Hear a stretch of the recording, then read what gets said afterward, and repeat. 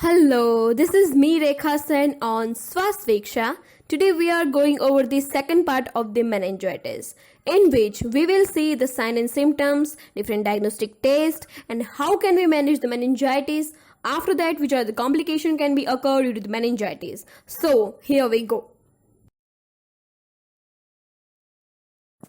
Sign and symptoms. It has a triad: 1. Infection, 2. Meningeal irritation, 3. Increased ICP.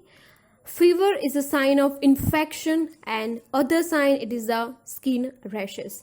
If the person having a meningeal irritation, the first sign was photophobia, means fear of bright light. Second sign is natural rigidity, means neck stiffness.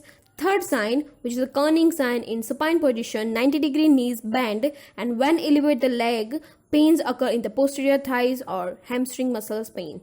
Brzezinski sign in supine position, when the flex head automatically bend their knees. So, to remember, these two signs, Kerning related to knees and Brzezinski related to brain, means head. B for B, K for K. In Kerning's, unable to extend legs, and in Brzezinski sign, leg automatically flex during the head elevation. Want to better understood? Okay, see the next videos.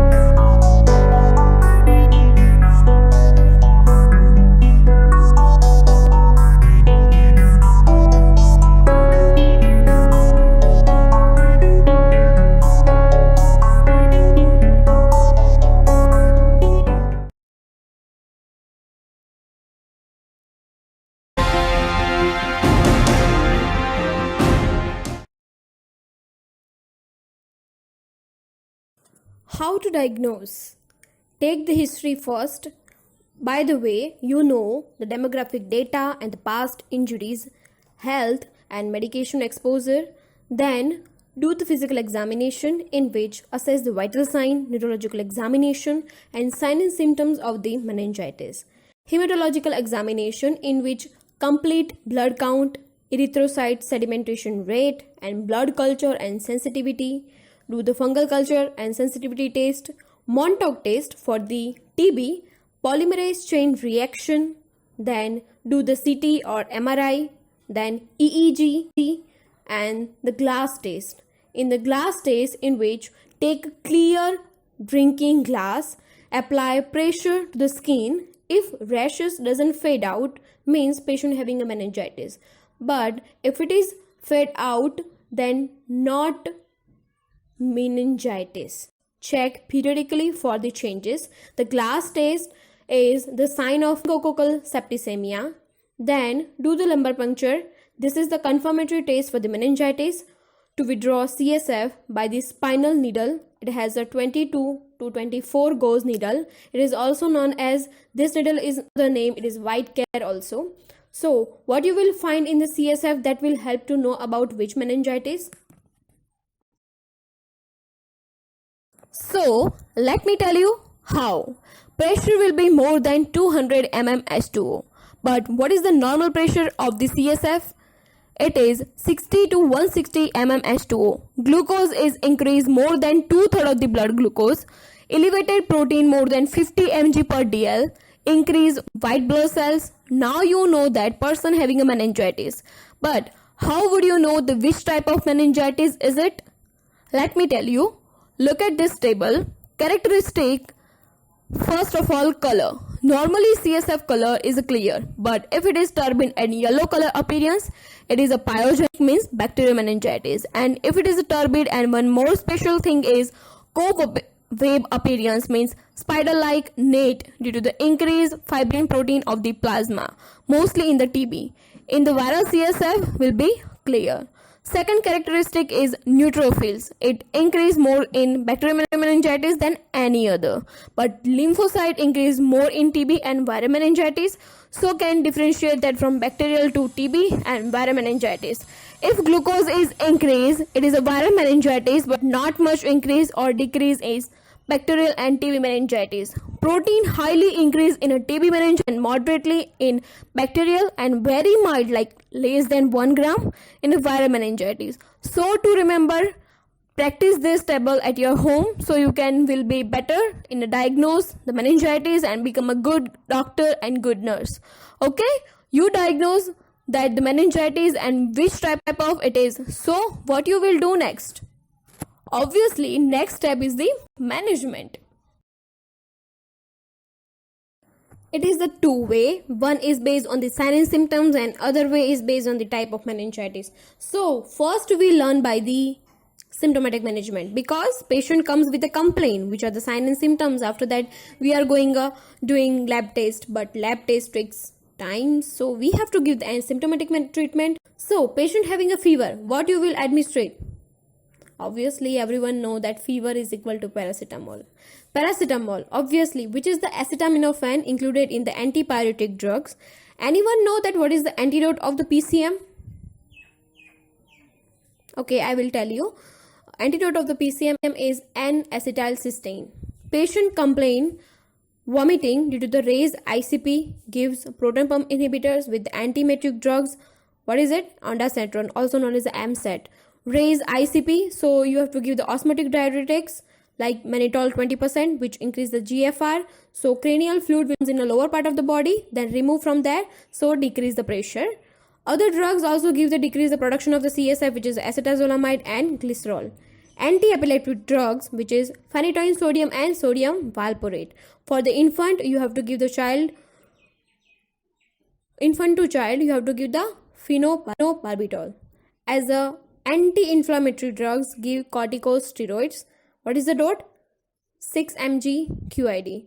For the relaxation of the muscles, administer of diclofenac sodium. So this is all about the symptomatic management. After the lab investigation, you know that which type of meningitis is. So if the patient have a bacterial meningitis, you have to give antibiotics. Tazac or Piptaz, it is 4.5 gram and it is a combination of the penicillin and tazobactam. So that's why it's called Tazac or Piptaz. Then other combination is cefotaxime with vancomycin, 1 gram, and vancomycin has a specific one side effect. It is Redman syndromes, or we can say red neck. Why this has happened? It is occurred due to the rapid infusion cause flushing of the upper body and cause Redman syndromes. But if viral meningitis, you have to give antiviral drug. It is acyclovir. It is a drug of choice for the viral meningitis. And if the patient is having a fungal meningitis, you have to give antifungal medication, which is amphotericin B. Is the drug of choice for the fungal meningitis, and it is also drug of choice for the Kala Azar. So now you are thinking, what is the Kala Azar and what is the causative agent for the Kala Azar? Causative agent for the Kala Azar is leishmaniasis, and now the amphotericin B, has some side effect.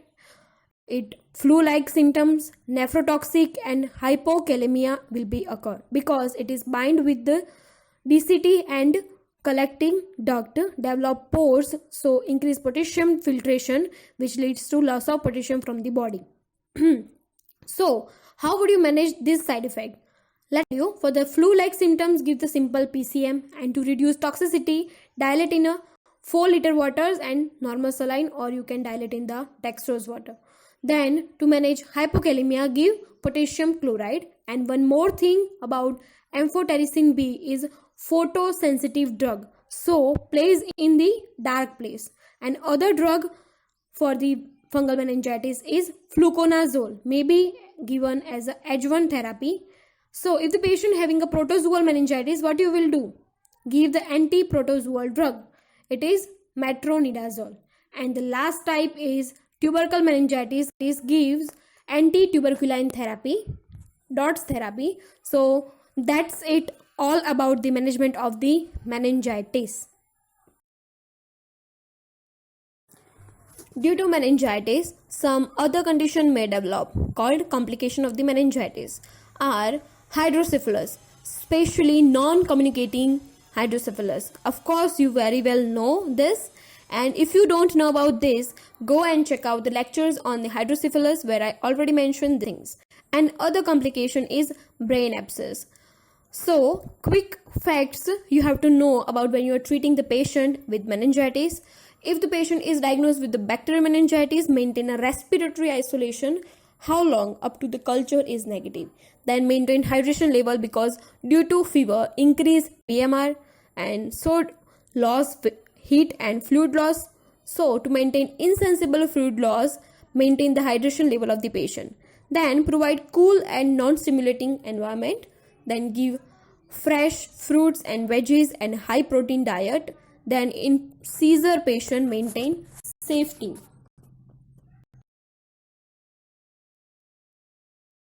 Okay, so today we learn about the meningitis from sign and symptoms to the complication of the meningitis.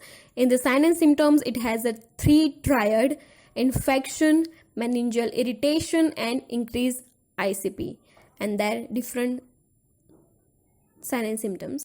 Then how you will diagnose the meningitis: physical examination, history taking, hematological examination, then glass test, EEG, lumbar puncture, CT, MRI and Montauk test. The confirmatory test is lumbar puncture. Then how to differentiate that which is type of meningitis is it. So this is the table here of the CSF analysis. Then after diagnose, you have to manage the meningitis to not cause severe condition. So first is symptomatic management, then second is the according to type you have to manage the meningitis. Then some of the complication can be occur, so you have to better to prevent this type of complication.